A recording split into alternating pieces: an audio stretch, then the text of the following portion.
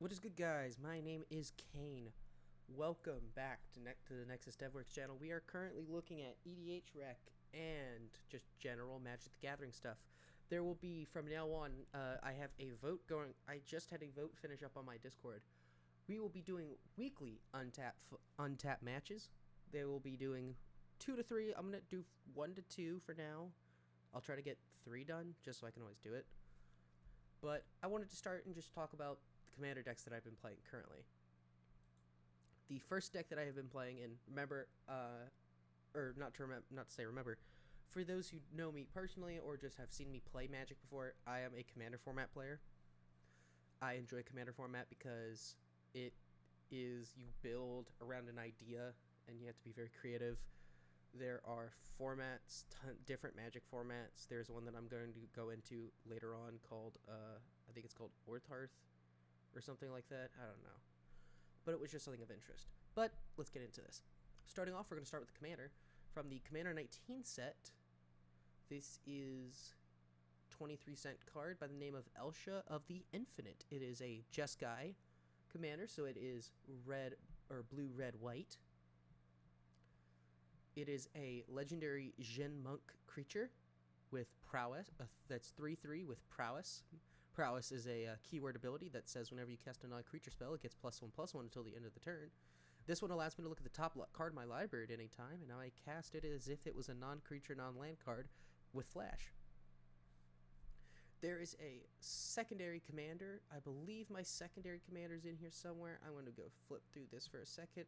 See if I can find the secondary, because the difference in how I play this deck is a combination of artifacts, instants, sorceries, and a bunch of other stuff.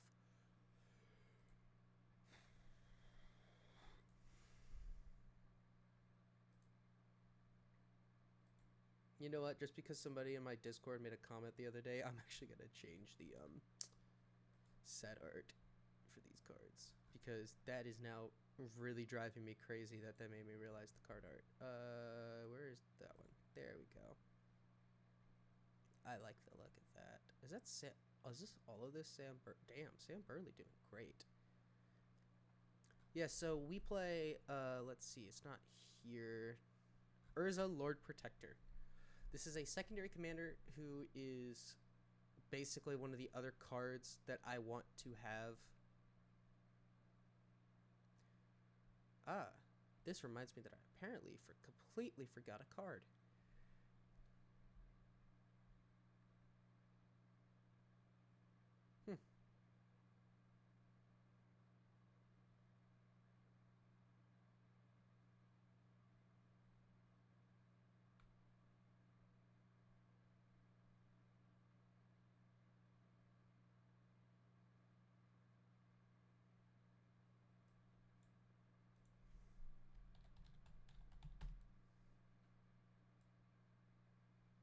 Well, glad this video at least made me remember to get the Might Stone and Weak Stone so I can meld with Urza.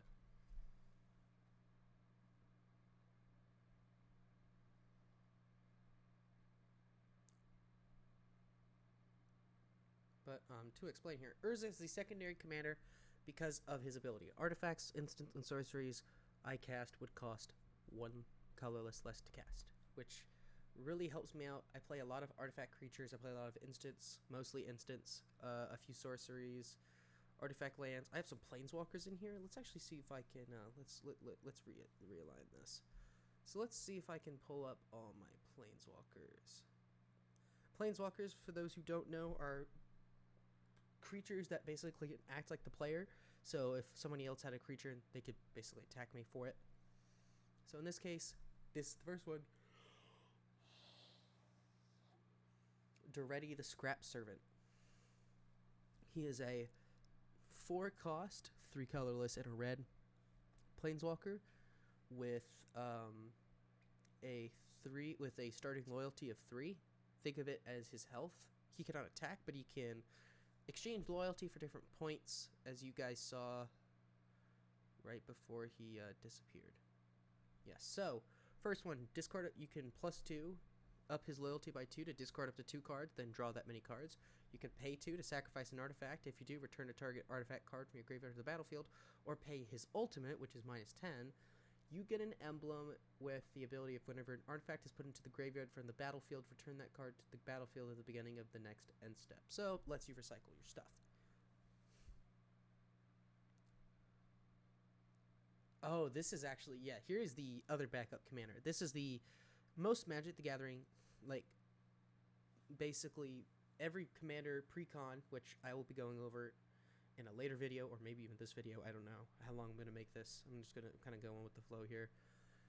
Has a secondary commander that fits all the color setup. This is my secondary. Dynaheir, Invoker, Adept. A human wizard, 4/4, 1 colorless, and then 1 of each Jeskai color. It has haste, and you may activate the abilities of other creatures you control as though they had haste as well. You can tap it. Next time you activate an ability this turn by spending 4 or more mana to activate it, you may copy the ability and you may choose new targets. Now let's see if we can... I'm just going to finish off by showing some of the other cards that I enjoy.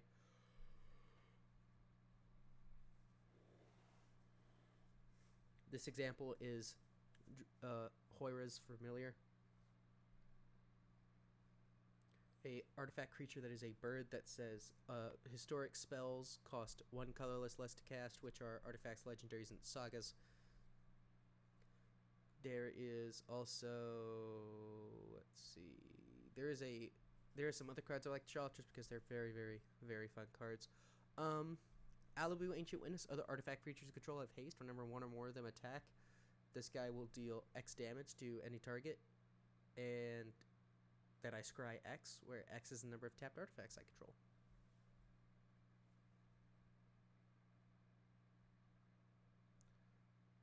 Drakatina Prevailer. Here is another card that is a possible commander for a Jeskai. Kaikar Wind's Fury. Whenever you cast a non-creature spell, you create a 1/1 white spirit creature token with flying. You could sacrifice a spirit at any time to add a red mana. I know some people who play this and have a very, very heavy red mana base, and this is like great for them.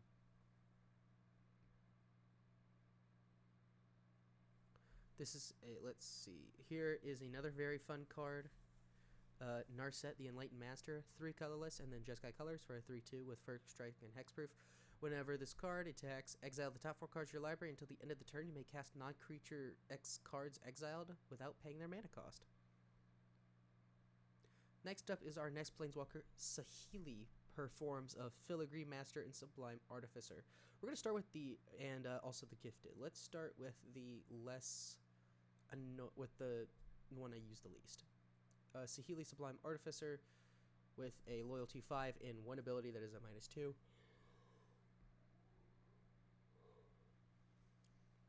You can whenever you cast a non-creature spell, a passive ability of whenever you cast a non-creature spell, create a 1/1 colorless servo artifact creature token.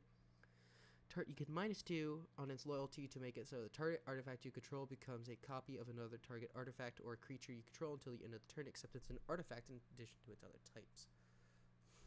Then we have the Filigree Master, which is 2 colorless and then is it colors, so blue-red, for 3 loyalty. You can up its loyalty by 1, or as I like to just call it, its bonus ability, and then I usually call the middle ability detriment, and then its ultimate's the final one. So bonus ability, scry 1, you may tap an untapped artifact you control, and if you do, draw a card. Their detriment, which is create 2 1/1 colorless Thopter artifact creature tokens with flying. They gain haste until the end of the turn. And their ultimate, you get an emblem with emblems are basically think of it like an added ruler condition that you can create out of Planeswalkers. You get an emblem that says artifact creatures you control get +1/+1, and artifact spells you cast cost 1 less to cast. Really, really good in a deck that likes to play artifacts. Then there is Saheeli the Gifted, which was actually a commander. They did a bunch of Planeswalker commanders pre-cons in 2018, and this was one of them. Saheeli the Gifted, create a 1. It is a 2 and then blue and red for a loyalty 4 Planeswalker. It is got 2 bonus abilities and 1 ultimate. Its first bonus ability is create a 1/1 colorless servo artifact creature token. Its next bonus is the next spell you cast this turn costs 1 less to cast for each artifact you control as you cast it. And then the last one is its ultimate. For each artifact you control at a -7, create a token that's a copy of an for each artifact you control. Create a copy of them. They gain haste. Exile those tokens beginning next end step. If you have a lot of cards that or artifacts that give you mana boosts of some sort for free, like just tap them to add mana, you could do that and just double your mana for a turn and then go crazy. Following up with that, we have some other good cards. So this one is a menace creature, that's 2, and then red and white for 4/4. If I have 2 commanders that have friends forever, I could use this one and another creature. This one is whenever Sophina, Spear Sage, Deserter attacks, investigate once for each non-token attacking creature. Then we have some talismans here. The Talisman of Conviction, which gives me Boros colors at the cost of taking 1 damage, or colorless. Talisman of Creativity, same thing, but for red and blue.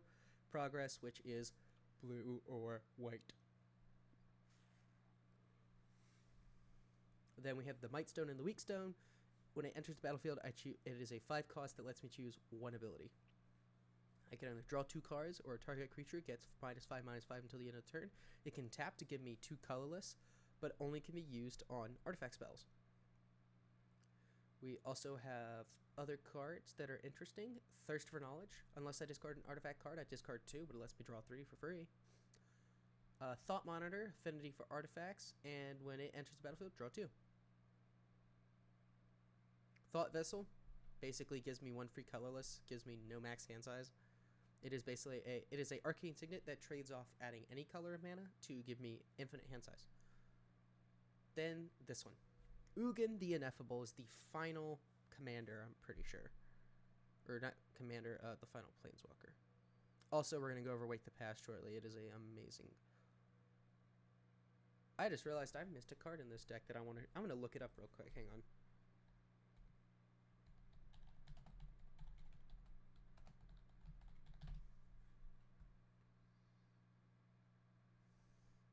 Yeah, that's his name. Najal.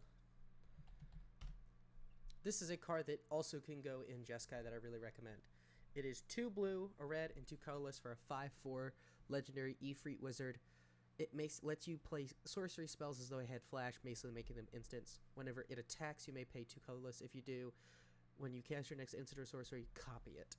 Really good card to add in here. Sorry, just want to go on that real quick. Ugin the Ineffable is a 6 colorless that gives the ability of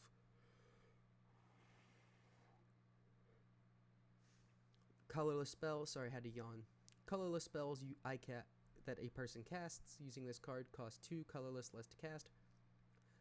You can give its bonus is exile the top card of your library face down and look at it. Create a 2/2 colorless spirit creature token.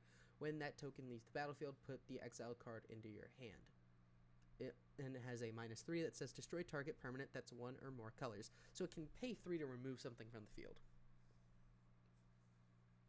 Then we have, this is the last card we're going to be showing off here. This is a card that I have always enjoyed. It's called Wake the Past. For 5 colorless and 1 red, 1 white. It is a sorcery that says return all artifacts cards from your graveyard to the battlefield. I have a lot of artifact creatures and just a lot of good artifacts, period. They gain haste until the end of the turn, meaning I can tap them.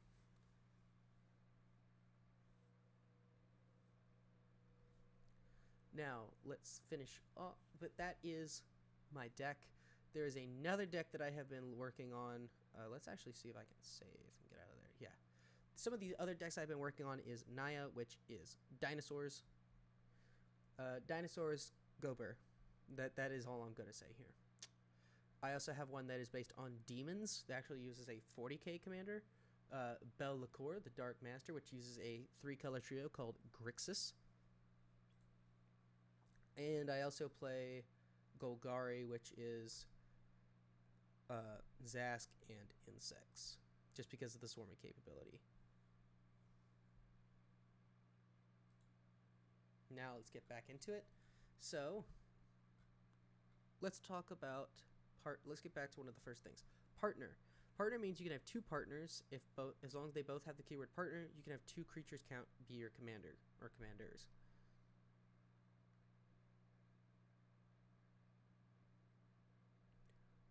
Example, Anara, Wolf Familiar, mixed with Arden and Trampet Archaeologist, would allow you to basically play blue or green and white in the same deck.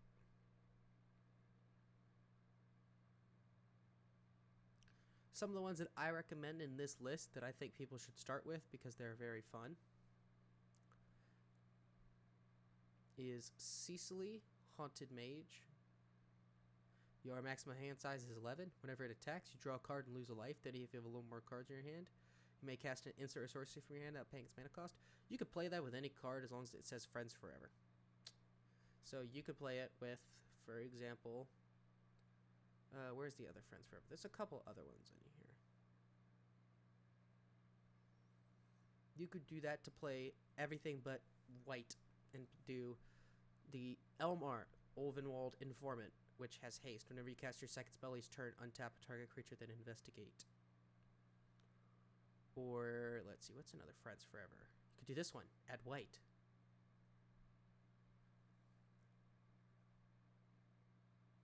And it would just be missing green. Because it lets you get artifact stuff. Just giving examples. I am curious, though, what else do we have in the way of Friends Forever?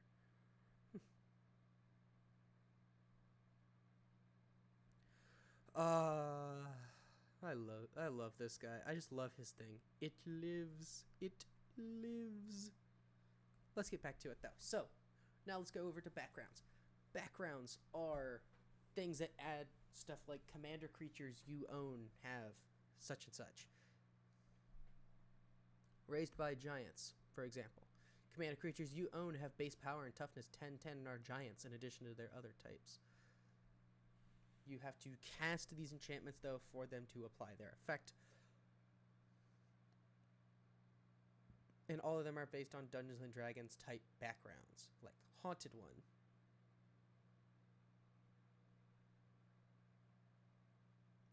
Master Chef. Sword Coast Sailor.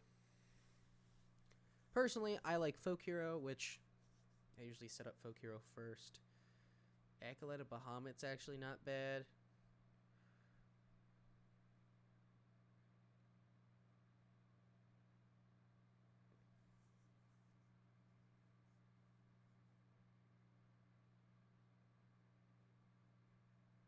The Cultist one isn't bad.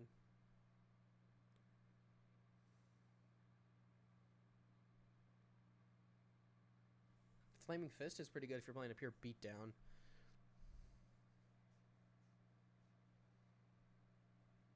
Dragon Cultist is also very fun, and Hardy Outland, and Faceless one is kind of interesting. Faceless one is also fun because you can basically just do whatever you want. It's literally just like the OG story. Granted, now I'm curious, what do people play with this? Huh.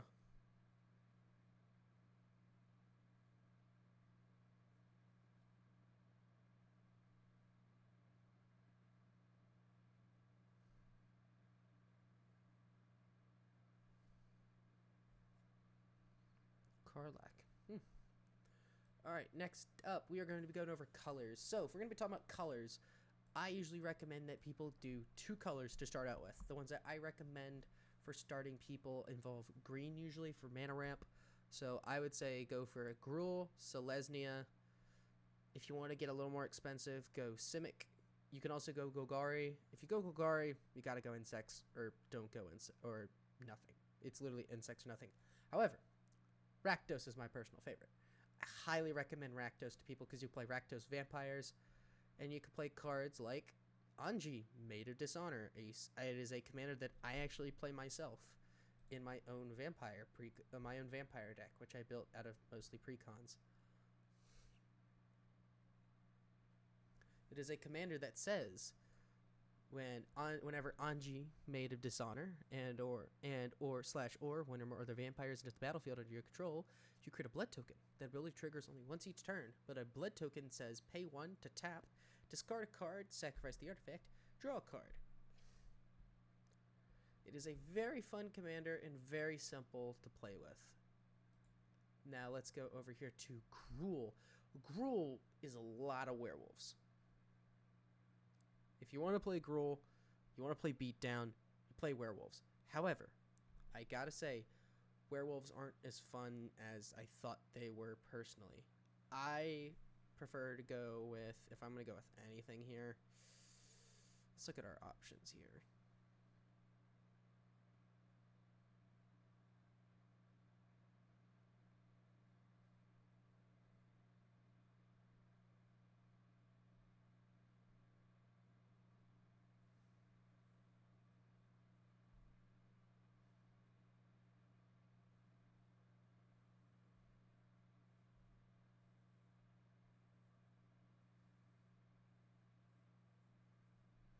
I would def I would say this is fun. Clouth, the Unrivaled Ancient, very fun card. Flying Haste 4/4, but it does cost 5 colorless and then a red and a green.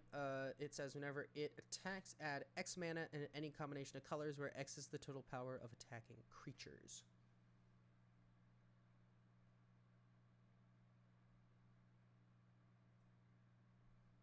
There's also the Howling Abomination. As long as you have cast 3 or more spells this turn, it gains trample, and whenever it becomes the target of a spell, it gets +2/+2 until the end of the turn and deals 2 damage to each opponent. This one is just fun because it goes crazy chaotic. Another one is, let's see, would be Phylath, the World Sculptor. When it enters the battlefield, you create a 0/1 green plant token for each basic land you control. Whenever a land enters the battlefield, you put 4 +1/+1 counters on a plant you control. It's all about nature. Really fun to swarm. If you want a beat stick and you want to go deep cheap, I would say make it Grumgully. Grumgully is funny. There's also Zolortha. Lethal damage dealt to creatures you control is determined by their power rather than their toughness. So you basically just play a bunch of really big power creatures, and they become absolute death machines. This one's also very fun because you could play Hydras with it, Rushine Meanderer. I would say that's actually the best one to play, in my opinion.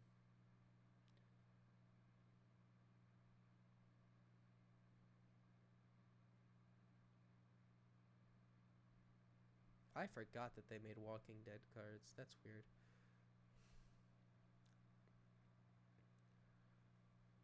Ooh, Ganex Astral Hunter.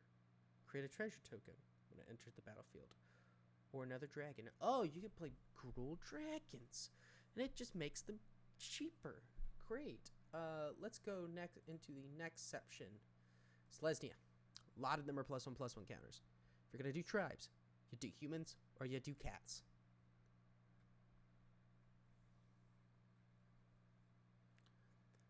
I would say out of all of these, there is a very specific card that I was looking at the other day. Yes, Tauren's Fist of the Angels. Whenever you cast a creature spell, you create a 1/1 green-white. This is basically just Swarm.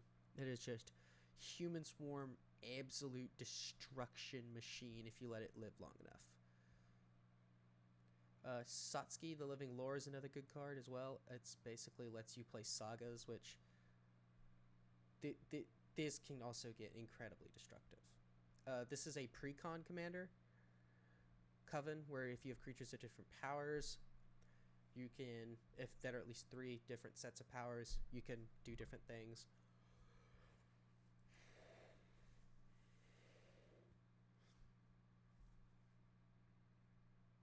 Next up here we have Simic. Simic is going to be more expensive because it is one of the best color combinations. It is the mana ramp of green with the draw power and the counter spells of blue, because blue is basically every single counter spell.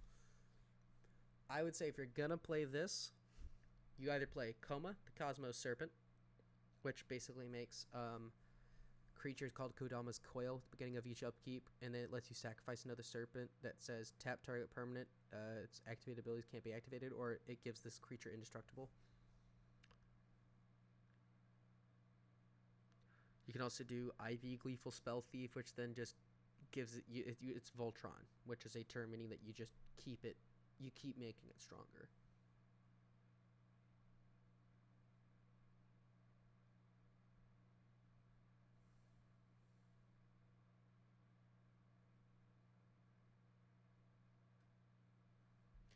Ah, yes. Arithmethus. Arithmethes. This card is absolutely great in certain people's hands. I still think, though, that personally, AC Tyrant of Gyre Strait is worth his money. Lets you play an additional land, just naturally lets you ramp.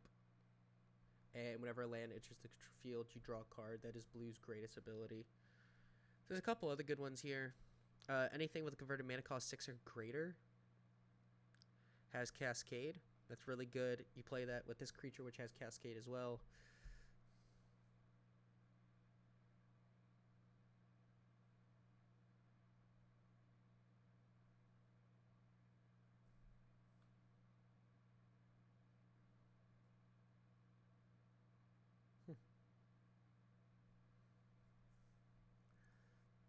Then there's, of course, Kodama the East Tree. People play him. You can play Oozes, Giants. A lot of people like playing Serpents, though. It's personally the best decision. If I had to make any decision, of course. Alright, and with that, I think that's going to be it for this video. Hope you guys enjoyed. Make sure to leave a like, subscribe, all that jazz, and I will see you guys in the next video. Later.